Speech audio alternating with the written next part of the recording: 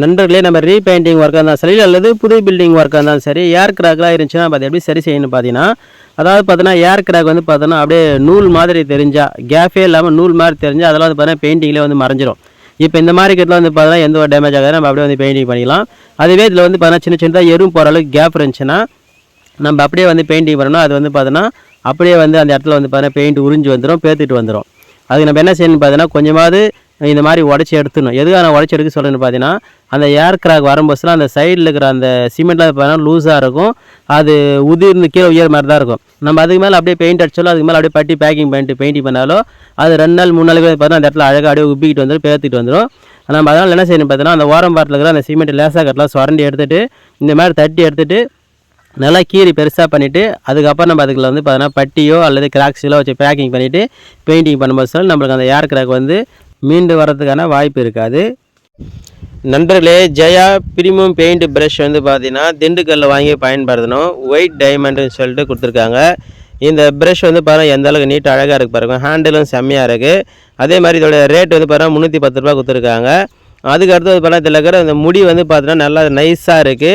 அதே மாதிரி அடியில் என்ன அளவு இருக்கோ அதே மாதிரி நுண்ணிலையும் அதே அளவு மட்டமாக தான் வந்து பார்த்தோன்னா அந்த முடி வந்து இருக்குது. ஒன்று குட்டியாகவும் கொஞ்சம் நெட்டையாகவும் அது மாதிரிலாம் இல்லை, ஒரே லெவலாக இருக்குது நுண்ணியில். இது பயன்படுத்த நல்லாவே இருக்குது. ஆனால் வந்து பார்த்தோன்னா முடி வந்து பார்த்தா ரொம்ப சின்னதாக நைஸாக இருக்குது. இதில் வந்து பார்த்தோன்னா 20 ரூபா டோக்கன் வந்து கொடுத்துருக்காங்க. வேறு லெவலாக இருக்குது பயன்படுத்துறதுக்கு. இதே பிராண்டில் வந்து பார்த்தோன்னா கோயம்புத்தூர்லேயும் வாங்கியிருக்கோம். கோயம்புத்தூருக்கு ஒரு வாங்கிற ப்ரஷ் பாருங்கள், ஜெயா எக்ஸ்எல் அப்படின்னு சொல்லிட்டு கொடுத்துருக்காங்க. இதில் 20 ரூபா டோக்கன் இருக்குது. இந்த ப்ரஷ் வந்து பார்த்தோன்னா இதுவும் சூப்பராக கலர்ஃபுல்லாக இருக்குது. அதே மாதிரி இதில் இருக்கிற முடி வந்து பார்த்தோன்னா நுனியில் வந்து பார்த்தோன்னா கொஞ்சம் குட்டியாகவும் நெட்டையாக இருக்கும், கட்டிங் போடுறதுக்கு வசதியாக இருக்கும். 2 ப்ரஷுமே சூப்பராக இருக்குது. இந்த 2 ப்ரஷுக்கும் வித்தியாசம் வந்து பார்த்தோன்னா அந்த நுனியில் இருக்கிற அந்த முடி தான் வித்தியாசம். நண்பர்களே, புது பில்டிங்கில் மொட்டை மாடியில் வந்து பார்த்தீங்கன்னா கூலிங் டைல் வந்து ஒட்டியிருந்தாங்க. ஆனால் இருந்தாலும் வந்து பார்த்தீங்கன்னா வாட்டர் லீக்கேஜ் இருந்ததால் இந்த இடத்துல டேங்க் வைக்கிறதுக்கு முன்னாடியே டேம் ப்ரூஃப் பெயிண்ட் வந்து அடிக்க சொன்னாங்க. நானும் வந்து பார்த்தீங்கன்னா 2 கோட்டிங் அழகாக அடிச்சிட்டேன். ஆனால் இந்த இடத்துல மட்டும்தான் அடித்தேன் புது டைல் எடுத்தாலும், மற்ற இடத்துலலாம் பொறுமையாக அடிச்சிக்கலாம்னு சொல்லிட்டு விட்டுட்டோம். ஒரு 6 மாதம் கழிச்சு மீண்டும் வந்து பார்த்தோன்னா மொத்த பில்டிங்கு பெயிண்டிங் பண்ணலாம்னு சொல்லிட்டு வந்து பில்டிங்கை வந்து பார்த்தோன்னா வாஷ் பண்ணுறது தண்ணி ஊற்றுனா பெயிண்ட் வந்து பார்த்தோன்னா படைப்படியாக இந்த மாதிரி பேத்திட்டு வருது.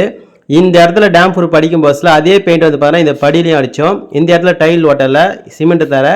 இந்த இடத்துல அடித்த பெயிண்ட் நம்ம என்ன தான் தேய்ச்சாலும் வரவே இல்லை. ஆனால் இந்த இடத்துல வந்து பார்த்தா சும்மா தண்ணி ஊற்றினாவே அழகாக வந்து பார்த்தா படைப்படியாக பேத்திட்டு வருது. இந்த மாதிரி மொட்டை மாடியில் இருக்கிற டைல்கள் வந்து பார்த்தா நிறைய இடத்துல வந்து பார்த்தா பெயிண்டிங் பண்ணியிருக்கும். அது எல்லாமே வந்து பார்த்தா பெஸ்ட்டாக ரிசல்ட் கொடுத்துருக்கு. அதாவது பார்த்தா பெயிண்ட் உறிஞ்சியே வராது.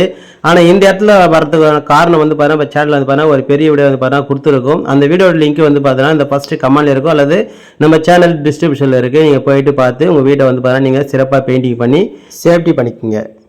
நண்பர்களே, பட்டுக்கோட்டை அறந்தாங்கி ஆவுடையார் கோயில் பக்கத்தில் வந்து பார்த்தீங்கன்னா ஒரு பெயிண்டிங் ஒர்க்காக போயிருந்தோம். அப்போ வந்து பார்த்தீங்கன்னா வீட்டுக்கு பட்டி பார்க்கறதுக்காக பட்டி தகடு கேட்டிருந்தோம், வாங்கிட்டு வந்து கொடுத்தாங்க. சன் கிளாசிக்னு போட்டிருக்கு பாருங்கள், ஹரோ கிளாசிக். அதாவது பார்த்தீங்கன்னா சக்தி ஏஜென்சி மதுரை பிராண்ட். இது மதுரையில் வந்து ரெடி பண்ணுறாங்க பட்டி தகடு. இது வந்து பார்த்தீங்கன்னா 10 இன்ச்சு தகடு.